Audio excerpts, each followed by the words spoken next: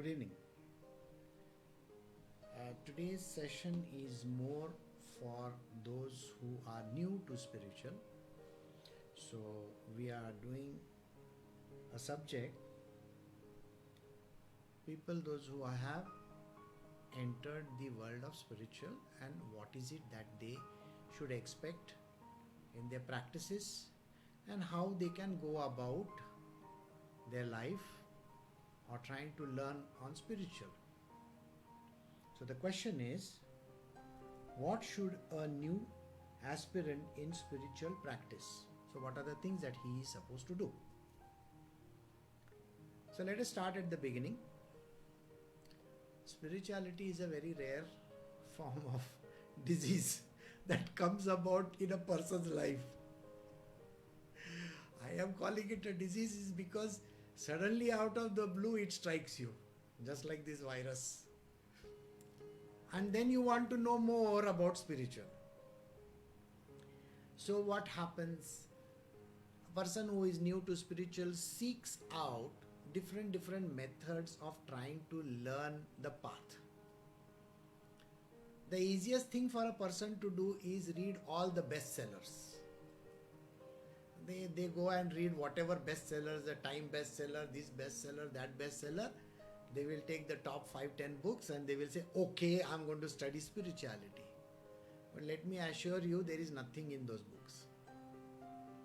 So all these great books that are there, the new age books that you find, they are talking about some rare bird which hardly anybody understands. And yeah, of course, you can go and study them, no doubt about it.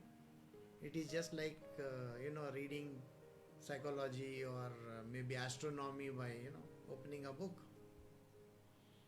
Doesn't work. So their path has to be clearly defined. First and foremost, the man, whoever is getting into it. I should not say man, a woman nowadays is more attuned towards spiritual than a man. Because there are more women in spiritual than there are men in spiritual. So those who are on the path of spiritual, their first job is to see to it that they find something which will actually lead them towards this path. Maybe someone who is already into it. So they may talk to their friends, they may talk to their relatives or whoever concerned. Maybe they will consult their parents. I think 99% of the time parents are secondary in their world. They don't even want to consult. Otherwise, they will get stuck up.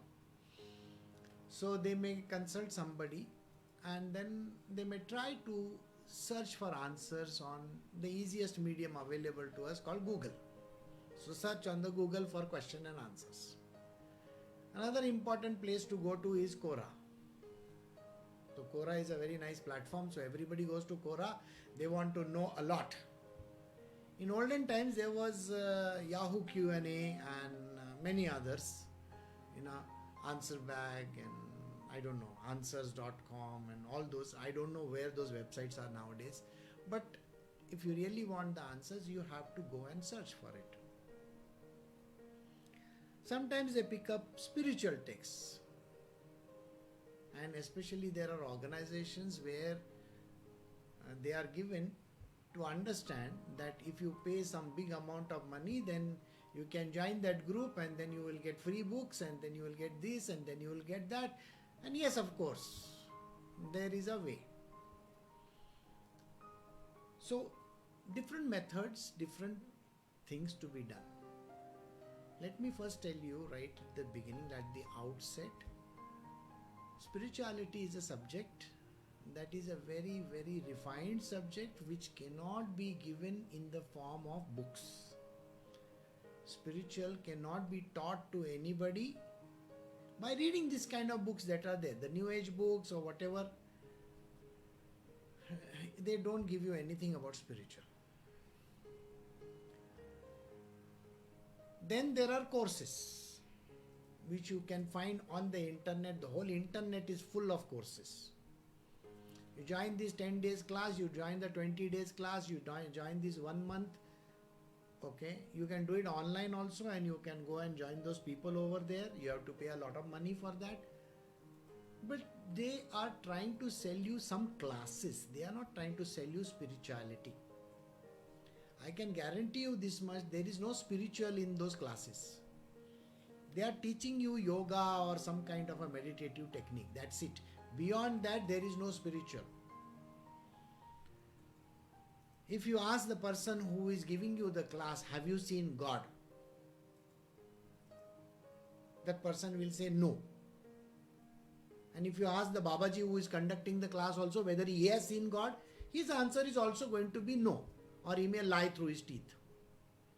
So these are simple things which you need to understand. So best thing for a person to do is to search out for a guru. Now the guru can come in the form of a taxi driver also. Alright?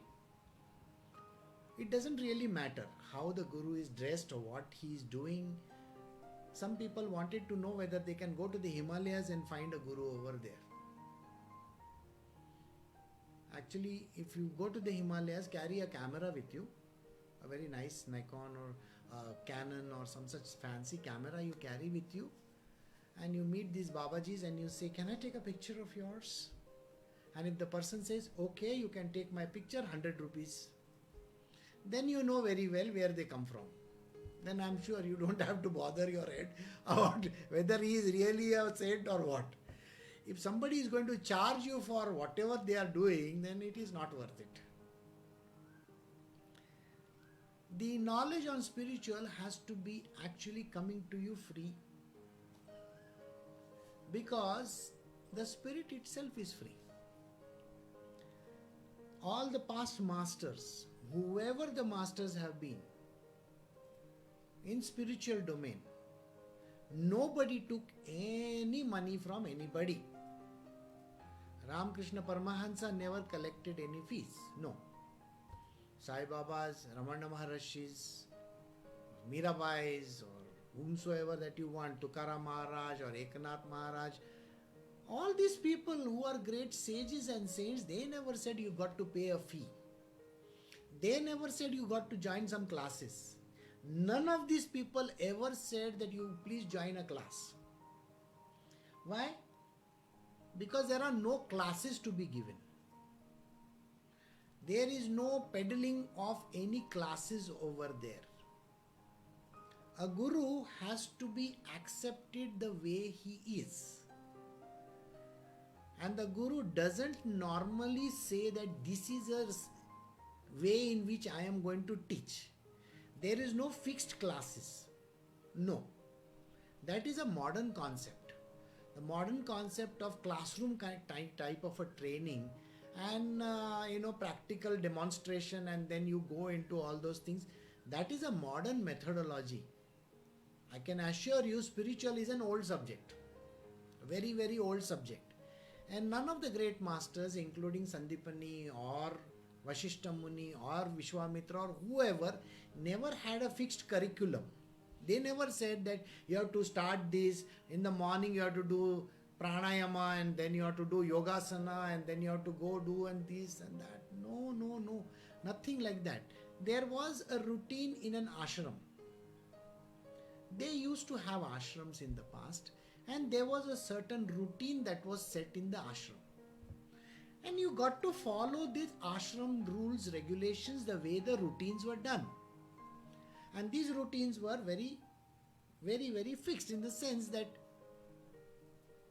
the ashram had its own classes the way. Like say for example, a satsang. A satsang would be done during the time of the day, some time of the day, which the guru thought that, okay, this is the time to teach. So he would teach. Or he would tell another person, go sit in that corner and read this. It was entirely left to the individual guru, the way he taught it. So it was not a fixed concept. It was very, very loose. The way he designed it, it was individualized. So if a person is new to spiritual, the first thing that he got to know is there is no classes. Like a yogasana class or a pranayama class or meditation class. There are no classes. If you think you are sitting for a class, then there is something desperately wrong over there. Okay? Now, let us come to the third aspect of it, meditation. What is the meaning of the word meditation if these people are teaching you? You are desperately trying sitting over there in one position. Think about it. A new aspirant is trying to sit in a position. He is told you have to put your legs like this, and then you have to breathe, and then you have to, sit in a particular position and not even opening your eyes. You're supposed to close your eyes and sit in one place. This poor fellow is desperately trying to sit in one place. He is never used to it. He is always fidgety. His hands, forget his hands, his mind is moving at a fast pace. This fidgety person is told, sit in one place and you do meditation. He is never able to get it. So, meditation is not forced thinking or forced kind of an activity which is done in these places. There is nothing forced there. It is just a technique which can be just told, okay, this is how it is, go sit over there. But it doesn't mean that you sit with 1,000 people and do Om and do all kinds of nonsensical stuff. I have never heard of Vashishta Muni or all these great sages of the past who had such fantastic students like Sri Ram and Sri Krishna and you name it. I don't think Vashishta Muni sat on a platform and he said, now everybody close your eyes, I am going to say Om and then we are going to count till 10 and then you go and take a deep breath. And he never said anything like that. Go and read any book that you want. It doesn't say any of these words. Everybody was given individual attention and they were given specific things to do. I was hearing some of my disciples giving me a story. What did they say? They said about a person called Eknath Maharaj. Now, Eknath Maharaj was not given any work to do. He was told, he was not given a specific activity. He was told, go do this, go do this, go do this. And he was continuously doing all kinds of jobs. He had some knowledge about calculating and accounts. So he was also told, okay, go do accountancy. So go and balance our books by his guru, Janardhan Swami. So Janardhan Swami told Eknath Maharaj, go and read my books. And it so happened that one day, he was not able to find the difference in that 1 paise. 1 paise is very small amount. It's not even, it's unaccountable kind of a thing. 0.01. And he was awake the whole night trying to figure out where did that 1 paise go. Because he had to balance the books. Naturally, you should know. So his guru comes in the late in the night and he says, why is this light on? So he says, I'm trying to figure it out where this 1 paise is gone. He says, you go to sleep. And then he says, Eureka, just like every other person. He finds the answer. So his guru says, oh my God, this person is so conscientious. He's so diligent in his job. I wish Dattatreya finds him. So one day while he goes out to take a bath, and while returning, Dattatreya meets him over there. So after meeting him, he gets a darshan and all that, and he comes back. So when he comes back, his Gurudev is trying to find out, okay, this man has met Dattatreya, maybe he must be very oh my God, the kind of thing that a person does when, suppose you meet Shah Rukh Khan, what happens to you, okay? If I have to meet, maybe, I don't know, some great superstar, oh my God, I'm going to do something like that. This man is not showing any reaction at all. So he looks at Eknath and says, what are you doing? At least you should show some little spark in you, but you are not doing anything. What is this? And he goes inside and makes his milk, and comes and gives it to his guru, and he says, please take this. So he says, why are you so disinterested in all these things? So Eknath Maharaj looks at his guru and he says, you see, if I get lost in the divine, no, I will not be able to make the glass of milk for you. Can you imagine? This is the kind of devotion that is required in spiritual. So here is a person who was not given a single activity. Like Totaka. Totaka was not given any activity at all. He was told just mind my room, clean my room. Okay, do this. Just silly activities. And Totaka became the Shankaracharya of the Joshimath, the mutt in the Himalayas. He was the first one over there. Can you imagine that?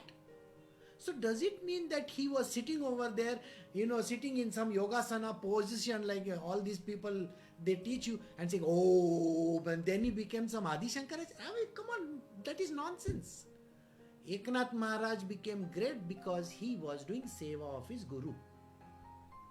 Beyond that, he never did anything. He met God because of the seva. So a true guru, a real true guru, will absolutely give you the task which he wants you to do. If he tells you, go and work for this company, go. I am assuring you one thing. If your guru has said, go work for this company, it is his problem how to take you ahead in the world. It is not your problem. No. If he goes and tells you, go sit in the corner, don't do anything. That is Guru's Uttardahitva. His responsibility. He is supposed to do everything then. The sadhana which he prescribes to you, you should do. Whatever sadhana. Sadhana could be just sitting in the corner and maybe writing something. Do it. Just writing Ram, Ram, Ram, Ram, Ram, Ram, Ram. Doesn't matter. So, there are no fixed rules over there. A real guru never gives classes, big classes. And he doesn't say, okay, now I'm going to start this and please do this. A true guru may give a satsang. A satsang is where, like I told you yesterday or a few days ago, not only do the students sit over there, but the divine also come and sit for the satsang. Because a guru's satsang is sweet words. Go and listen to what Guru Nanak said. Guru Nanak was very clear. Satsang is important. That is it. Go sit for the satsang, listen to it. The mind will get attracted towards the love for God. You will become a devotee of God. Then it is nothing to do with you. You just have to let it be. The divine, along with his agent, his agent is the guru. They are both going to take you towards him. That is the idea. So, the spiritual practice, what is a person supposed to do? I will give you classical explanation now in the next few minutes of what is a classical explanation of doing. So there are something which is called the 6 paths, 6 ways. 6 ways is called Shad Sampatti. Shad Sampatti means the 6 ways of reaching this divine. So first one is what is it? Okay, first one is called Shama. Shama, not Kshama, Sama, which means calmness. A person is so upset with his life, oh, I went here and I came back, I had to drive so much, I went to work, I did this, I did that.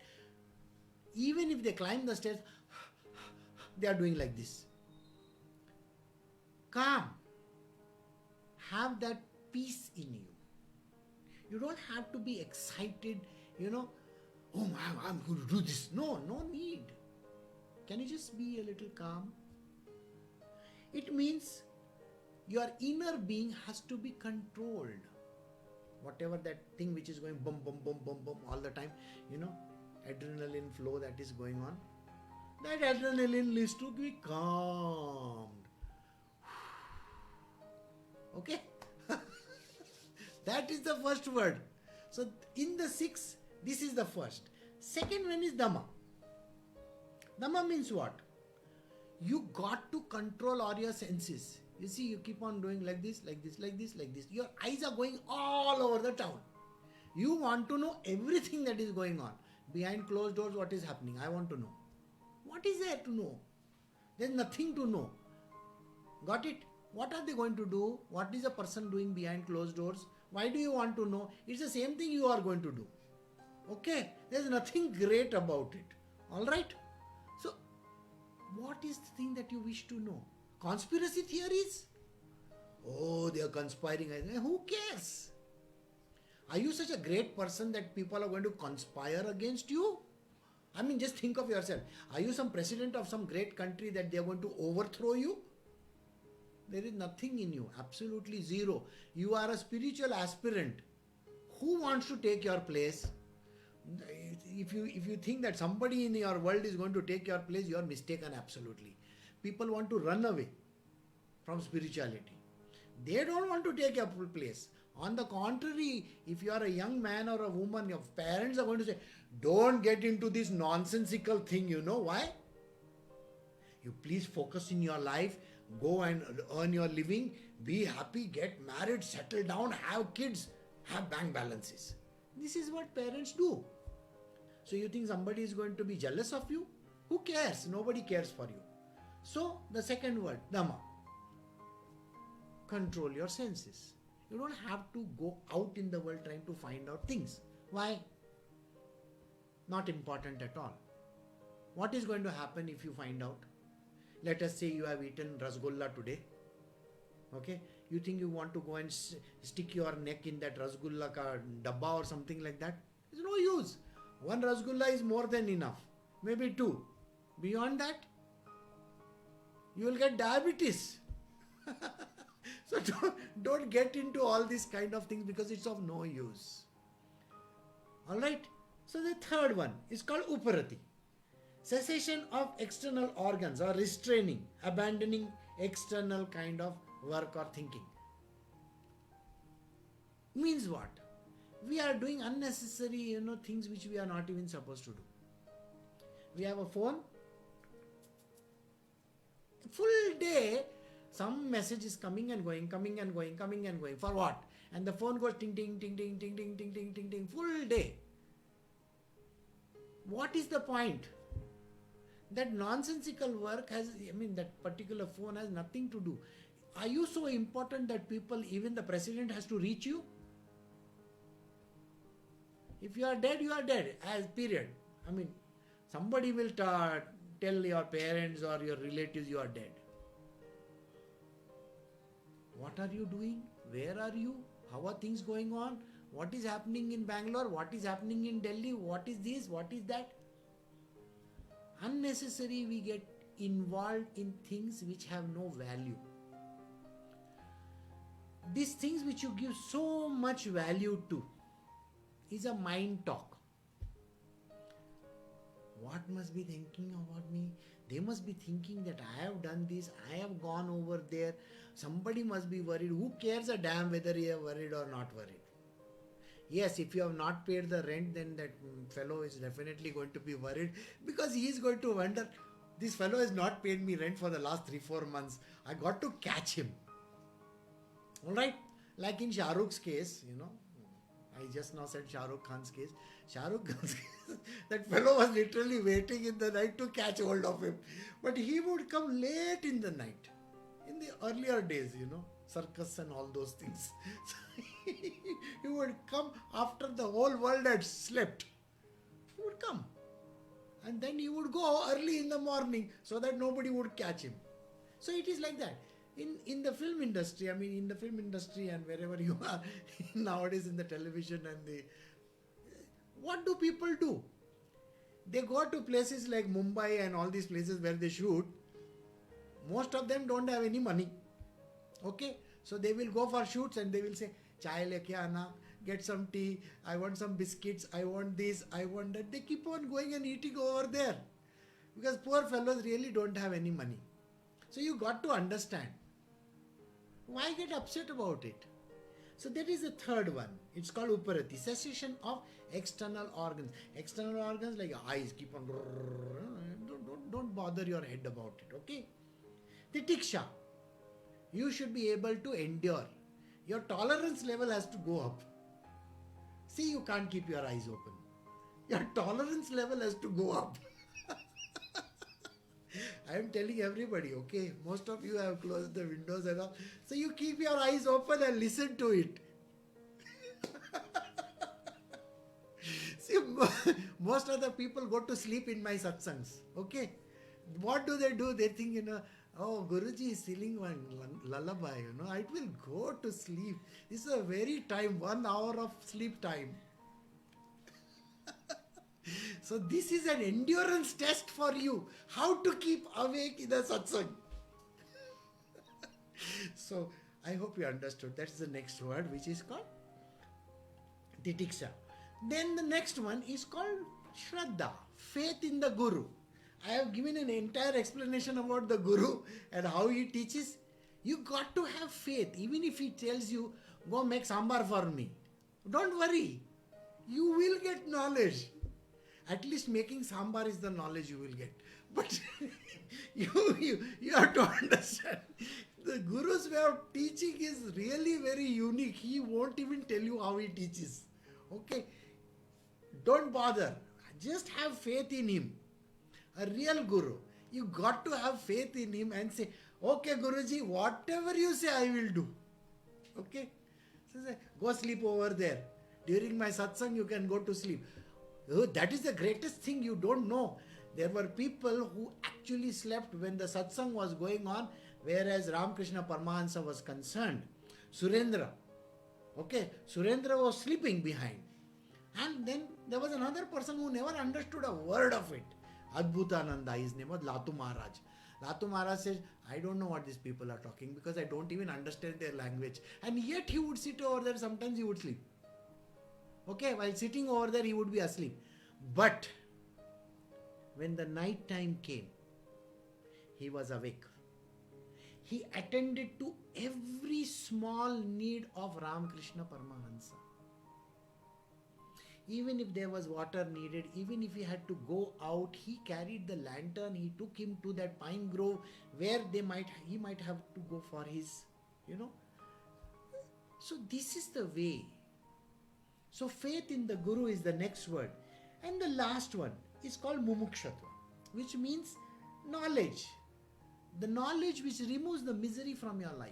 You become independent, you become free, you become liberated. Why are you thinking so much? You see, you keep on thinking. And anyway, nothing is going to happen. You know that very well. Even if you keep on thinking, the world is coming to an end, the world is coming to an end, the world is... Every day you are saying the same thing, the world is coming to an end, but the world is still going on. You will think, I don't have any money, I don't have any money. How many days have gone? Oh, 2-3 months have gone. And you are still saying the same refrain, I don't have any money. But have you not lived for the last 3 months without money? Then somebody is taking care of you. You got the answer? That is so liberating to know that there is someone who takes care of me. And that is the divine. These are the 6 ways. This is called Shad Sampatti. 6. Sampatti means a possession of, what do you call that? Property. These are the 6 properties. You can hold them. Keep them together with you. Vedanta says there are 3 more paths which I am just going to touch on. First one is called Shravana. Whenever the Guruji is saying anything, listen to it. Don't say, I can't hear. Don't say those words. Why? Because you are fast asleep. No, listen to the words. You see, even if word enters your brain, at least you should be happy. Why? Because you are going to definitely reach some destination. You know how it is. You know that story of the crow and the one pebble, Huh? It never happens, but for story it is very good.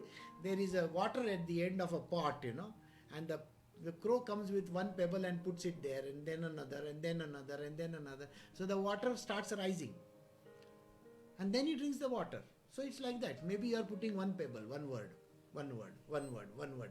Maybe it will end in a sentence someday, and maybe it will end in a book, and maybe you will have the Bhagavad Gita imprinted inside of you. Who knows? So, first one is Shravana. This is the Vedantic sadhana that is to be done. Manana. You got to reflect on the things. What is the Guru saying? Boring. No, the Guru is saying something really worth it. So, you got to dwell on that subject. Think about it. You got some brains, no? A little bit of mind is there, no? Think about it. Right? Little bit of thinking. And then last one is Nidhi Dhyasana, which means meditate. Meditate on the subject. I was just not telling you don't meditate. Meditate on this subject, okay? Just meditate on this subject and think, what was Guru saying to me? I got to at least follow little bit of what he says, you know? What? Little bit of what he says. Take this much of it. Even a pinch of salt. Follow what is told. Focus on whatever is being told. Even if the little word goes into your mind and you start implementing it in the world, something really strange will happen. So this is basically what a new aspirant in this particular line, which is the spiritual world, is supposed to do. I just gave you a classical explanation, and earlier what I gave you was an explanation which will appeal to you. So I hope you have understood this. So now we will move on to our satsang of the scriptures. We are doing Das Bodh. This is the 4th Dashaka, chapter 6. The chapter is called Bowing Down to God. Bowing down to God. That means when you pray, you don't do like this and pray. Okay, you bow down. Show a little bit of respect. So we will see how we have to give respect to God. In the last chapter, we had described the 5th type of devotion. Now please listen to the 6th type with attention. Just now only I told you, you got to pay attention to it. So this is a satsang going on. Please pay attention. Even the Guru has to say, no, please, please pay attention. No, it doesn't increase the brownie points for the Guru, but it gets you brownie points. If you listen to it, that's it. Alright, to bow down before God and others is the 6th way of devotion, in which we should pay respect to saints, sages and worthy people. When you meet a worthy person, whether it's a sage, a saint or whoever, who is a great Guru, you should bow down to him, always. Bowing down is to pay respect and you show your humility to that person. We should prostrate before the sun, the God and the Sadguru. Sun, when you are doing the, say, morning, prayers to the sun, if you are doing so, you can bow down to the sun. God, whenever you are passing by some shrine or something like that, bow down little bit. That's it, more than enough. And the last one is to your Guru. It's called the Sadguru. I think we have already done what a Sadguru means. Somebody who is going to take you on the path of Mumukshatva. Somebody who is going to take you beyond. By giving you the right kind of knowledge and understanding and showing you the path of devotion. When you reach God, and when you not reach God like you're dying, but reach God very simply by means of you really meet him. Okay? Alright. So, the Guru. The prostration is meant for God, image of God and the Sadguru. God in the sense, if you are to actually meet him, naturally you bow down to him. Okay? Don't say my Guru said just have a look at him and come. No. Bow down to him. Bow down to the divine. When you see a picture of God somewhere, there are pictures, there are images, there are all kinds of things that you see everywhere. Bow down to it. Or the Sadguru. So when you meet your Guru, just be humble, bow down to him. In case of others, the manner of salutation should be decided by discretion according to the greatness of the man. So if there are great people in your life, let us say somebody who is teaching you, somebody is doing something, so accordingly you are supposed to pay respect to that person. It is not necessary to bow down and touch the feet of maybe the school teacher or something like that. Maybe you can say good morning teacher or something like that. Whatever is taught to you in your school, you say that. All right. The earth is very large and there are thousands of images of Vishnu. We should go before them with all the love. So wherever you go, you will always find a Vishnu, deity somewhere, some small temple here and there. Bow down to that deity wherever you see. Pashupati, that is Shiva. Shripati, that is Vishnu. Gabhasti, that is sun, are gods by seeing whose image blemishes in our character are removed. The god Hanuman should be specially bowed to every day as a routine. Why is Hanuman there to be bowed down to? You understand? He is the one who removes a lot of problems from your life. It's called Sankat Mochan. Okay, Sankat Mochan means whatever troubles you get into, you tell Hanumanji. Hanumanji will say, okay, I will take care of you. Like Sri Ram, he was the person who was helping around. He said, jump, go to the other side of Lanka and tell Sita, I am coming. He went like that.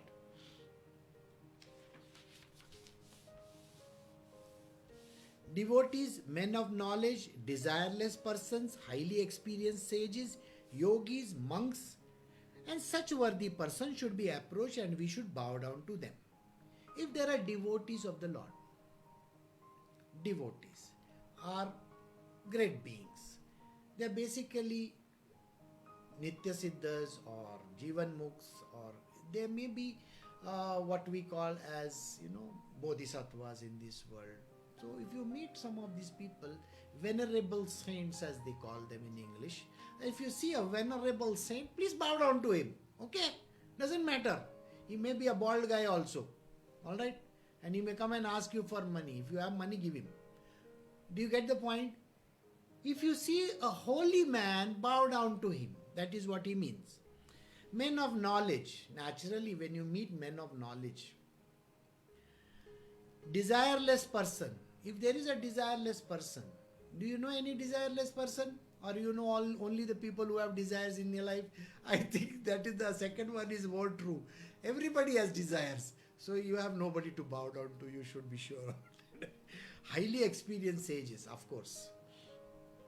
Yogis, monks and other worthy persons. We should also bow to those who know many things, as also scholars, preachers, intelligent people, Brahmins doing sacrifices, holy people having knowledge of the Vedas. Now, sometimes there are great people in various places. If you ever go to say some temples or some such place, there is some Matadhikari or somebody like that. Yeah, you can bow down to that person. That is not a problem at all. Whenever there is a special quality in a person, he is in a way Sadguru only. Therefore, we should bow to him with respect. If there is a special quality in the person, now these special qualities were discussed, isn't it? Desirelessness and all that. No? So if you find this person very, very unique, who is the man of God, please bow down to him. Consider him like a Sadguru, like a person who is on the level of the Guru. There are many gods, Ganesha, Sharda, various Shaktis, Hari, Hara, and then incarnations. One cannot describe all. So we have already discussed a lot of gods earlier, and I have told you also what kind of gods you can pray to, and you can bow down to them. If we bow to all gods, our salutations reaches the Almighty God. There is a saying in Sanskrit in this respect. I'm just giving you the explanation in English. As water raining from the sky goes down to the ocean, the salutations of all the gods goes to the one Lord Keshava. Keshava is Krishna. If you bow down to any god, that is going straight to Krishna. Alright? So don't worry about it. So tomorrow if you bow down to Ganesha or whoever, all the gods that you see, Shiva or, Hanumanji or whoever, it goes straight to only one person. Therefore, we should bow to all the gods by giving them respect as if they are Almighty God. They are pleased and the devotees also get satisfaction. These gods are the abodes of Almighty God, and worthy persons are just like Sadguru. Therefore, our salutation should be for both. By bowing down there is a natural modesty, our doubts are removed, and we become friends with many good people. This is a very important thing that happens in our life. If you see your neighbor bowing down, or you see on this side somebody is bowing down, naturally you know this person is having some religious fervor in him. Otherwise, why is he doing that? Okay, so you can meet this kind of people along the way, isn't it? And you can understand their modesty. Modesty means what? Bowing to great people is not a crime at all. Please understand this.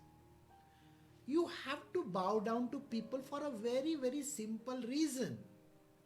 It just shows your greatness. You may not realize this. Person doesn't realize their greatness.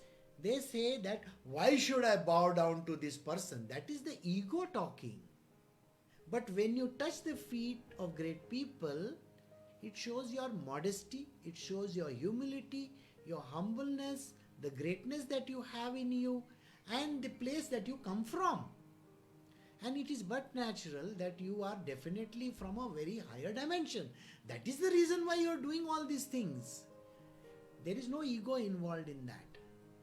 And it has to be done very genuinely. Not because, okay, touch his feet. No, that is not the way touching the feet.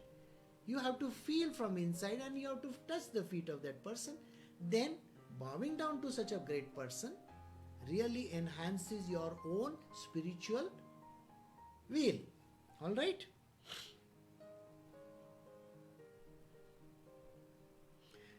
Okay. By bowing down, mind becomes clear, misconduct is forgiven, injustice are condoned, and the relations which are strained are normalized.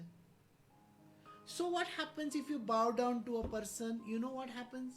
Something really very sweet happens. By bowing down, your mind becomes clear. All the dirt that you have in the mind, why this is like this, why that is like that, oh this is the problem, that is the problem, all that vanishes. Misconduct is forgiven. When you touch the feet of big people, you know what? Whatever misconduct you might have done knowingly or unknowingly is forgiven by this person. Injustices are condoned. That means injustices.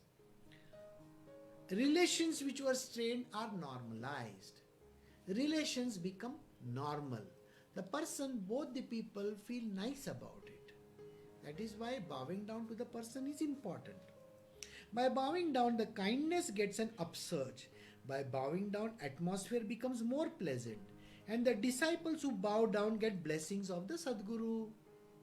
So, when you bow down, the kindness gets an upsurge. You can understand kindness everywhere. The person whom you are bowing down to also is very kind. He will feel the kindness in himself also. Plus you will also feel if you are bowing down to the person. Then, atmosphere becomes pleasant and the disciple who bows down gets the blessing of the Guru. The Guru will bless the person. Whoever that person is bowing down to him, he gets the blessing of the Guru. When he bows down before any ego, mountains of our sins are destroyed and mainly God Almighty is pleased. I have always taught my disciples something very, very strange. You see, it is not important. You have to prove that you are right. You see, because of your ego, a person says, see what I told you, this I told you, this I told you. You don't have to keep on saying. You may be right or you may be wrong. To say sorry and to apologize and bow down to the person doesn't make you small. No. You may be right. The other person may be wrong. Doesn't matter. In the spiritual world, kindness is important. The humility is important. So even if the other person may be wrong, doesn't matter. You can say sorry. When you say sorry, you are not going to become small. On the contrary, you really become a very big person in your own eyes and in the eyes of this world also.